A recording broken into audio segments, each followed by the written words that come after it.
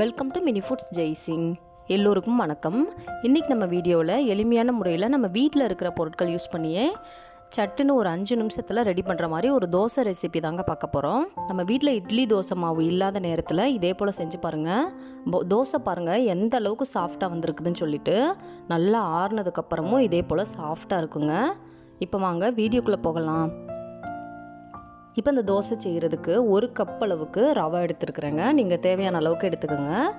இந்த ரவையை ஒரு பாத்திரத்தில் தனியாக சேர்த்துடலாம். இப்போ அதே போல் 1/2 கப் அளவுக்கு அவல் எடுத்துருக்குறேன். அவலை வந்துட்டு தனியாக வேறு ஒரு பாத்திரத்தில் சேர்த்துக்கிறலாங்க.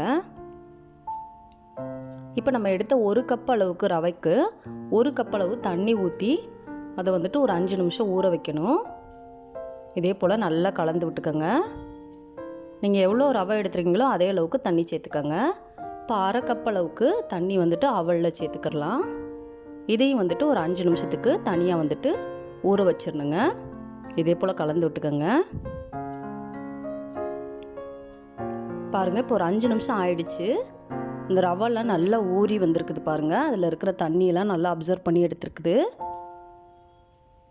எவ்வளோ திக்காக ஆயிடுச்சு பாருங்கள். இந்த அளவுக்கு நல்லா திக்காய் வந்துடும். அவளும் அதுக்கு ஊற்றின தண்ணியை வந்துட்டு நல்லா உறிஞ்சி எடுத்துருச்சு.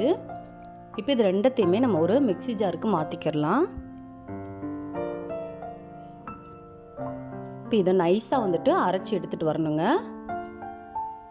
உங்களுக்கு எந்த அளவுக்கு முடியுமோ அந்த அளவுக்கு நைஸாக அரைச்சி எடுத்துக்கோங்க. இந்த மாவு வந்துட்டு நம்ம புளிக்க வைக்கணுங்கிற தேவையெல்லாம் கிடையாதுங்க.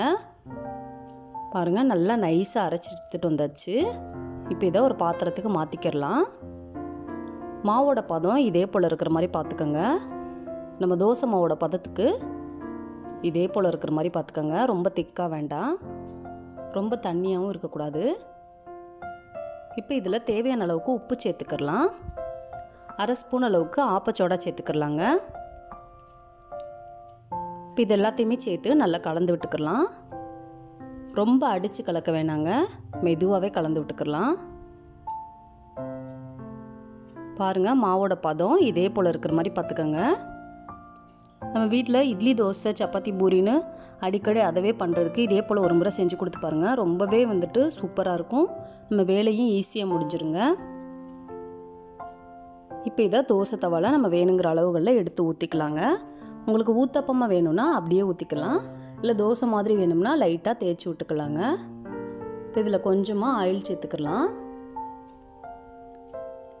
பாருங்கள், நல்லா வெந்துருச்சு. இப்போ மறுபக்கமும் திருப்பி கொடுத்துக்கலாங்க.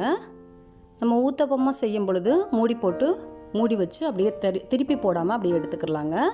நல்லா சாஃப்டான தோசை 5 நிமிஷத்தில் ரெடி பண்ணியாச்சு. இதுக்கு ஒரு கார சட்னி, தேங்காய் சட்னி இருந்தாலே போதுங்க. ரொம்பவே டேஸ்ட்டாக இருக்கும். இந்த வீடியோ உங்களுக்கு பிடிச்சிச்சுன்னா லைக் பண்ணுங்கள், கமெண்ட் பண்ணுங்கள், உங்கள் ஃப்ரெண்ட்ஸ் அண்ட் ஃபேமிலிஸ்க்கும் ஷேர் பண்ணுங்கள். இதே போல் சிம்பிளான ரெசிபீஸ் வீடியோ தொடர்ந்து பார்க்குறதுக்கு மறக்காமல் நம்ம mini foods Jaisingh channel subscribe பண்ணுங்கள். Thanks for watching.